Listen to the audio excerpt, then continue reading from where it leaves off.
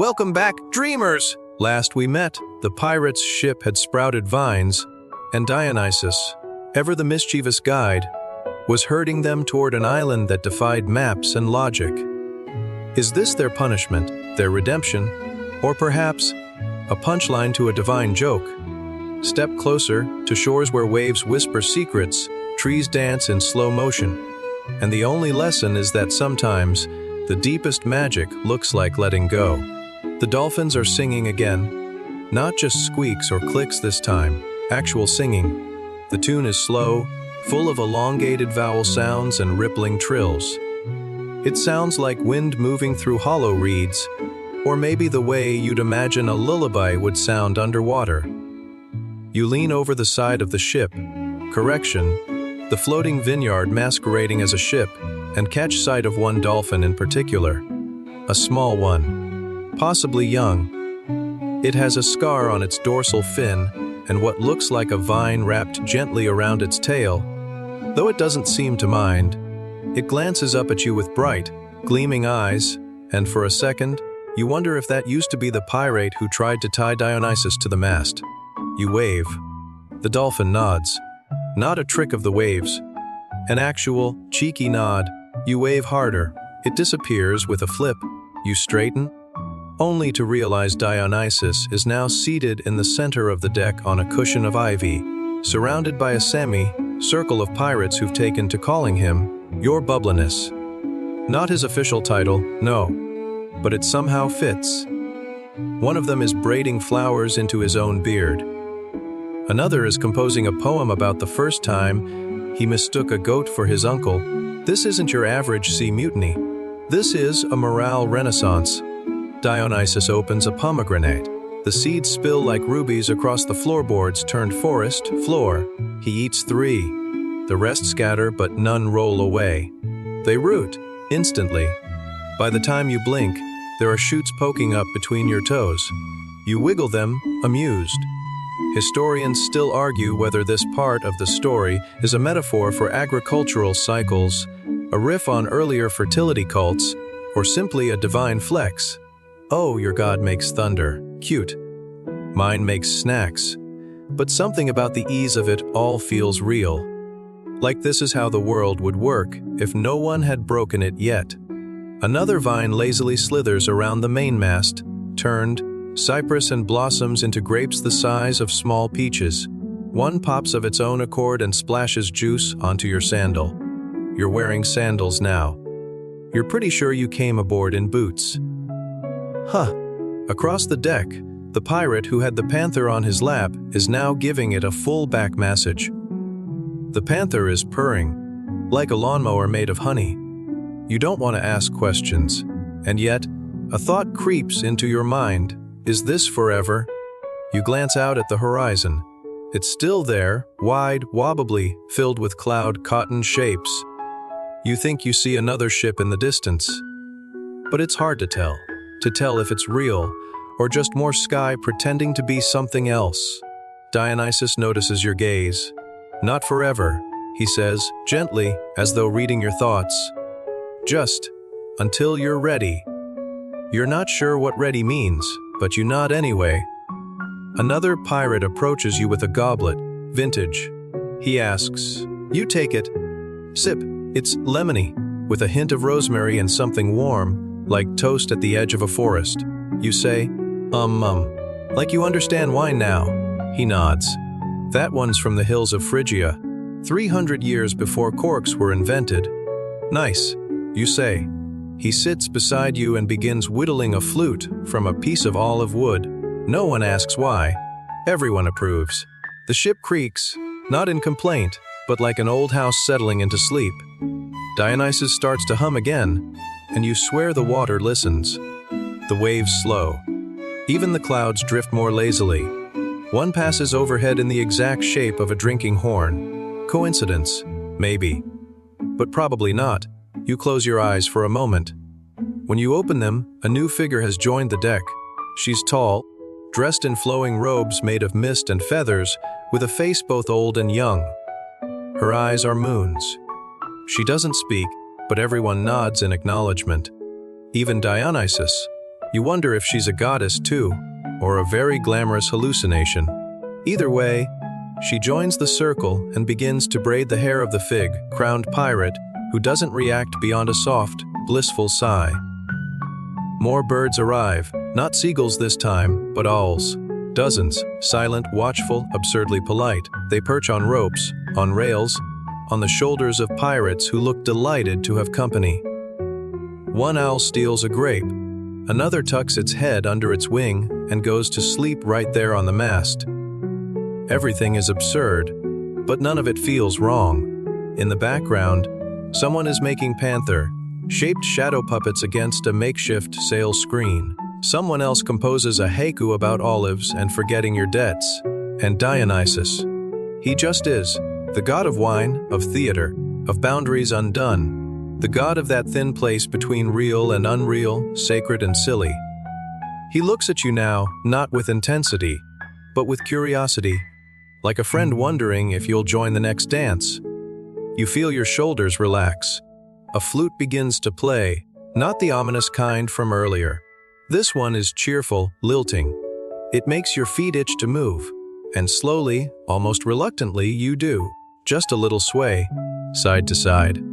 The kind you might do at a concert or in line for ambrosia. Around you, others do the same. No choreography, just rhythm, just breath. You sway, the ship sways, the vines sway. Even the sea seems to pulse with the same beat. And for now, that's enough. Somewhere behind you, a pirate sneezes, and a small flock of birds bursts out of his hat. Nobody flinches. You glance over, half expecting Dionysus to laugh or at least raise an eyebrow. But he's busy coaxing a vine to grow in the shape of a reclining goat. The goat vine nods at you, then curls up and immediately begins snoring. It even has a tiny fig leaf blanket. The flute music has shifted again. Now slower, sleepier. A lullaby in a language you don't know but wish you did. The notes curl around your spine like a warm breeze, and you let yourself sit, then lie back, onto a pillow that was definitely not there a moment ago. You don't question it. That's rule number 1 aboard a divine party barge. Do not question the sudden appearance of cushions. Above, the sails glisten with morning dew, though it's definitely still late afternoon, and possibly also night. Time bends oddly here, not in a confusing way, more like when you wake up from a nap and can't tell what day it is, but you're kind of okay with it. To your left, a pirate is having a whispered conversation with a very eloquent beetle. To your right, the panther has somehow acquired a golden collar with tiny bells that don't ring. They just make the idea of sound, like a memory of a song you never quite knew. A jar of honey is being passed around. No one eats from it. They just open it, breathe in deeply, sigh in satisfaction and pass it on. You do the same. It smells like sunlight, patience, and maybe apricots. Dionysus strolls by, barefoot still, humming something that makes the flowers on deck bloom a little wider as he passes. He pauses beside a small vine that's drooping slightly. With a single touch, it perks up again. Forgot to talk to it this morning, he says, casually. Plants like compliments. You should try it sometime. You murmur something nice to a grapevine near your elbow. It trembles slightly and grows a new leaf out of sheer gratitude. Historians still debate whether Dionysus was originally a foreign god, imported into the Greek pantheon from Thrace or Anatolia, or whether he simply emerged, like wild yeast on ancient bread, too important to ignore. What's certain is that he's always been the one who doesn't quite fit. Too joyful, too chaotic, too deeply necessary to dismiss. He sits beside you now in silence. For a long time, there's only the creaking of wood. That's not wood and the gentle splash of water against the hull. That's, now, mostly, Flora. You both watch the horizon. There's a storm there far off, just a faint dark smudge. Not threatening, just present. A reminder that the world still spins. Do you miss it? You ask, unsure what eat means. Dionysus smiles. I never left, he says. I just travel differently. You nod as if that makes sense. Because somehow it does. A pirate nearby begins juggling pomegranates.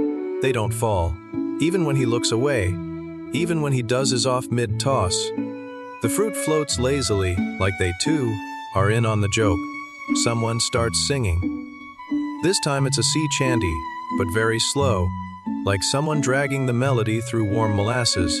The lyrics seem to involve a drunken octopus and a particularly judgmental seagull. You giggle, and the vines giggle with you. No, really, you feel them laugh. Another pirate is sculpting something in butter. It looks like a minotaur with excellent hair. The owl from earlier is judging his proportions silently from the rigging. You lie back again. The sky's changing color now, muted peach with thin wisps of silver clouds curling like cigarette smoke. Somewhere far away, thunder rumbles. But it sounds like someone clearing their throat politely. You look down at your hands. There's purple juice staining your fingers, a soft green leaf tucked behind your ear. You think you might smell like thyme and revelry. You think you might be fine with that. The ship is gliding slower now. Not stopping, just easing into a gentler rhythm. A pirate sits beside you and offers a question with all the seriousness of a philosopher. If a vine grows in the sea and no one picks the grapes, are they still wine curious? You blink. He nods sagely, clearly satisfied with your silence as an answer. Dionysus has stood up again. He stretches, lazily, like a cat. You notice the stars beginning to come out, even though the sun is still up. That's the thing about divine hours. They're not very good at taking turns. You watch as Dionysus gestures toward the sky. One of the stars blinks, then winks. "Old friend," he murmurs, then looks at you. "Everything speaks if you give it enough attention," he says. Even silence, especially silence. It's getting colder, but not unpleasantly so. Someone has wrapped you in a shawl made entirely of dry leaves. It crackles gently when you move, like a lullaby written by autumn. You close your eyes for a moment. The waves continue. The ship breathes. The god hums, and you float, not just on the sea, but on whatever this is. Something older than stories. Something sweeter than forgetting, and above you, stars that never learned to wait their turn. You wake up, not with a start, but with a soft blink. Not much has changed. The ship still rocks gently, vines still curl lazily around the rigging, and Dionysus is currently arguing with a fish. Not yelling, more like a mild debate over aquatic ethics. The fish, you should know, is hovering in midair, not flopping, hovering, like it's floating in water that isn't there. Dionysus nods seriously as it gestures with its fins. You sit up and stretch. The leaf shawl you wore is gone, replaced by a robe stitched entirely from clouds. You tug at it. It holds its shape somehow. You don't ask. One of the pirates strolls past with a tray of nectar. Not metaphorical nectar. Actual divine ambrosia-style nectar. It smells like summer evenings and fresh, baked peaches. He offers you some. You decline. You're still tasting the pomegranate from yesterday or possibly 10 minutes ago. Far above, birds with 6 wings wheel through the air in lazy figure 8s. They don't flap so much as shimmer. You watch them for a while, content. Then you notice something new. The horizon is closer.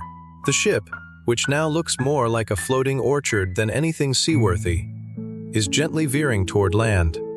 The outlines of hills, a beach, and a small, oddly geometric forest are visible in the distance. Everything looks quiet. Suspiciously so.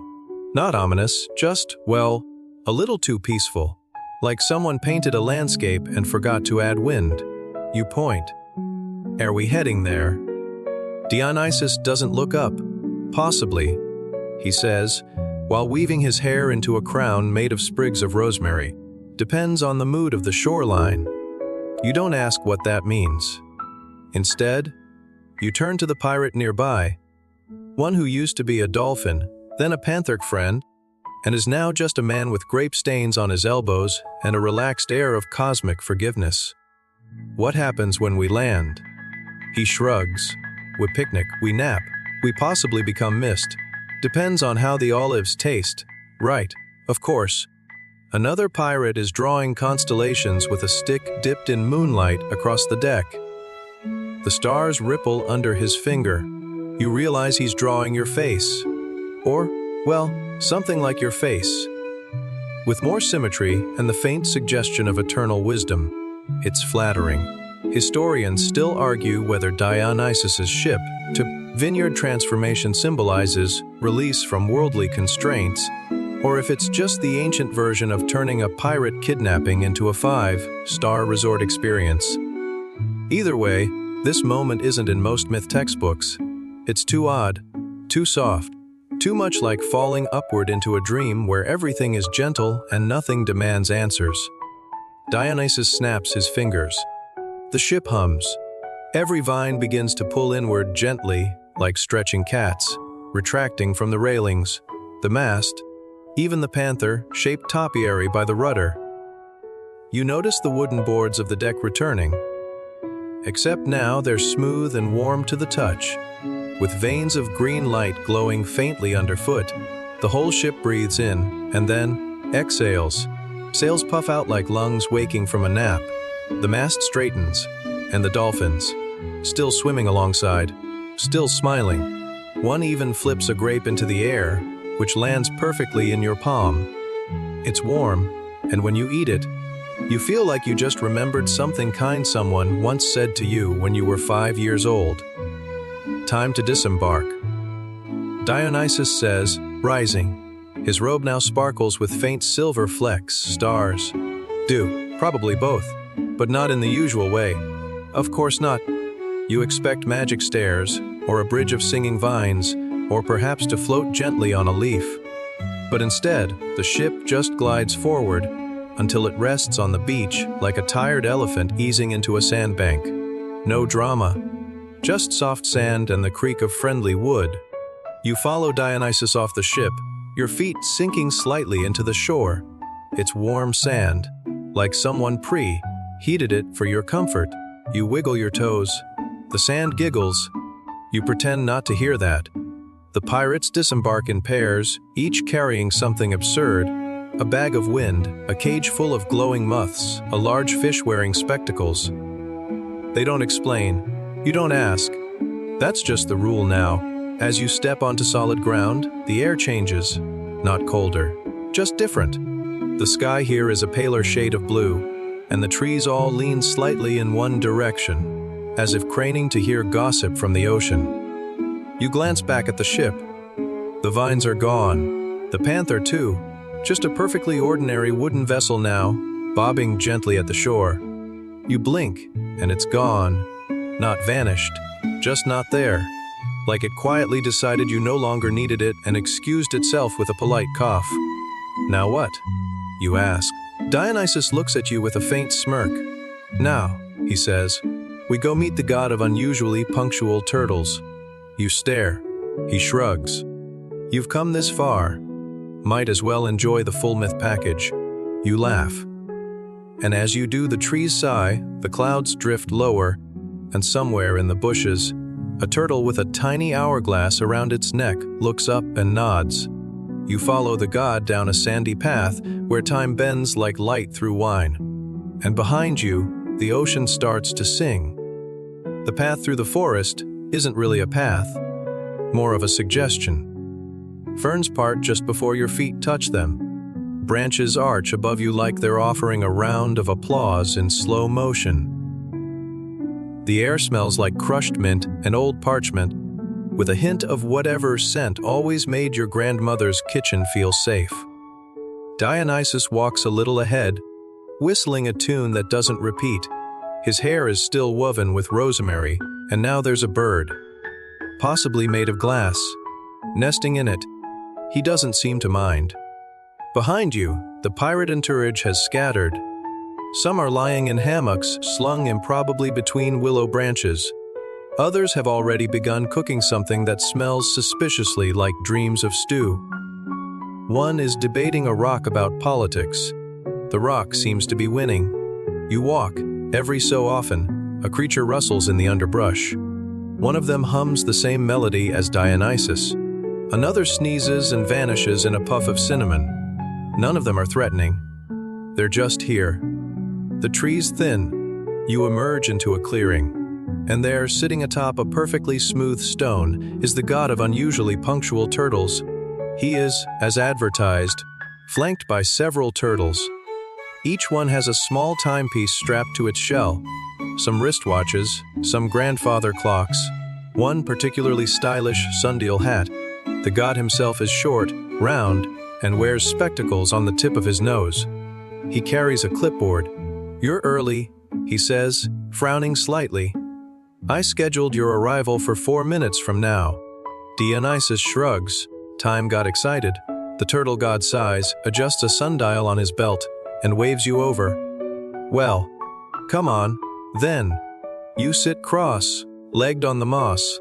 It's the softest surface you've ever encountered. Somewhere between freshly churned butter and your coziest blanket on a Sunday morning. Dionysus reclines on nothing. Literally nothing. He's just hovering half a foot above the ground, like that's perfectly normal. The turtle god begins his briefing, in a slow, measured voice. He tells you that time is a spiral, not a line. That history folds back on itself like origami cranes with secrets in their wings. That what happened on the pirate ship wasn't just magic. It was a kind of negotiation with the universe. One god versus a handful of greedy men, he says. But also a parable, an initiation, a grape-flavored cone. You're not entirely sure what a cone is, but it sounds chewy. He continues, Dionysus could have destroyed them, but instead, he transformed them. They became dolphins. Guides, protectors, perhaps even better versions of themselves. Dionysus nods slowly, absent-mindedly braiding moss into his sleeve. Historians still debate whether the transformation of pirates into dolphins was meant to signal divine mercy or clever punishment.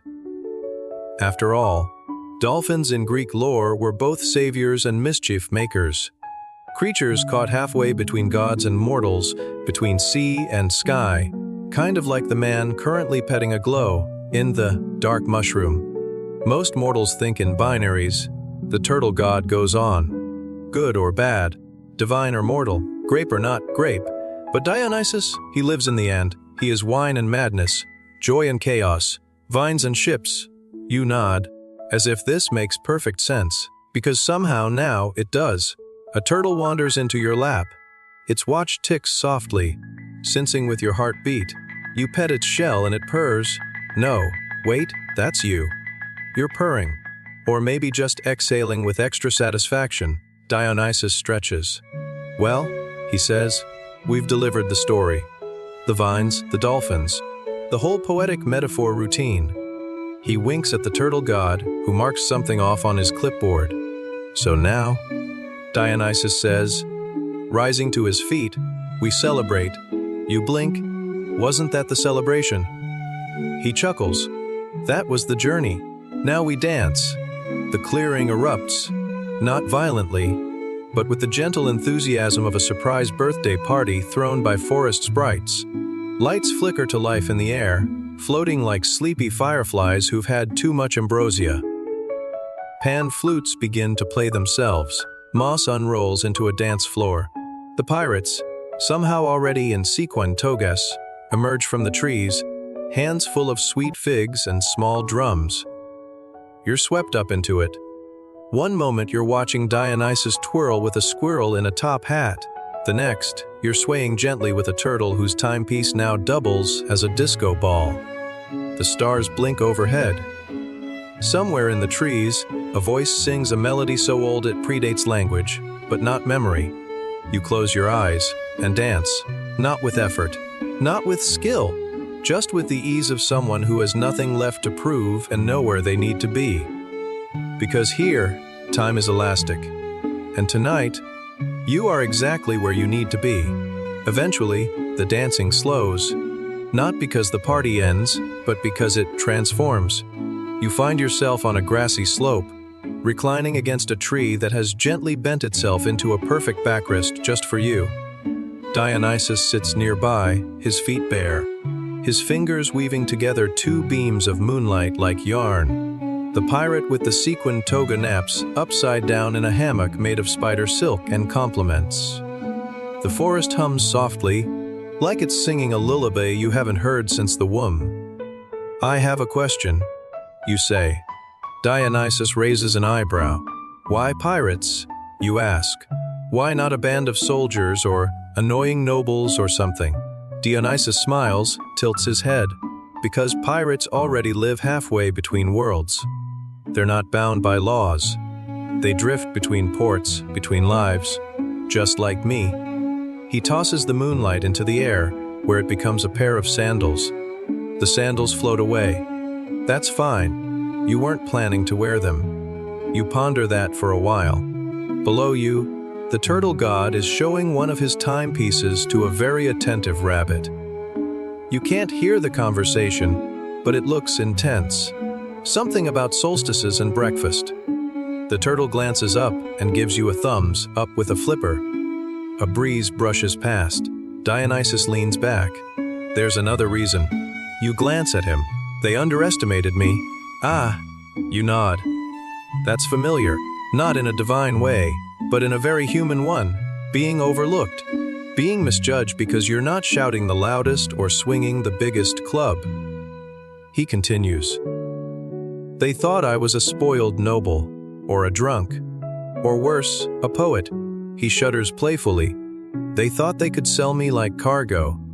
But you can't contain a god in a crate." Historians still argue whether this myth was rooted in a real story. A group of sailors who tried to kidnap a strange, wine-scented traveler and ended up with more sea creatures than they bargained for. Some say it's a morality tale. Others insist it's just a clever excuse for dolphin-shaped amphora decorations. Either way, it sticks in the collective memory. You lean your head against the tree. It sighs in contentment. Did they deserve it? You ask. The transformation. Dionysus doesn't answer right away. He tosses a fig into the air. It vanishes mid-arc, probably to become a star. Deserve is a funny word, he says. What they got was a second chance. They were cruel, but not irredeemable. You think of the dolphin who handed you a flower, of the pirate who now grows grapes from his sleeves, of the one who writes haiku on driftwood and releases them into the tide like tiny paper boats. Maybe they weren't beyond hope. Maybe they just needed nudging. Sometimes, Dionysus says, being shown the shape of your soul scares you straight. You look at him. Is that what you do? Show people their soul? He grins. No, I throw parties and drink wine. Fair enough, but still, you look at your hands. They don't glow. They don't sing. They're just yours. And yet, here you are, in a forest where myths walk barefoot and turtles understand punctuality, being treated as if you belong. You don't feel like a tourist anymore.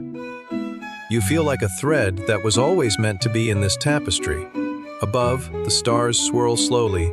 One blinks out, then reappears somewhere else. Playing a game, probably. The party hasn't ended. It's just gone quiet, softer. In the distance, you hear someone tuning a lyre made of wind. Closer by, the moss breathes under you. Dionysus taps his fingers against a rhythm only he can hear. What happens when I wake up? You ask, before you can stop yourself. He looks at you. Then he leans in, eyes half, lidded and voice warm. Then, he says, you'll carry a little piece of this with you, in the way you smile at dogs, or hum during traffic, or pick fruit like it's a sacred act. That sounds nice. You close your eyes for just a moment. The tree leans in, as if to say, yes, yes, rest now.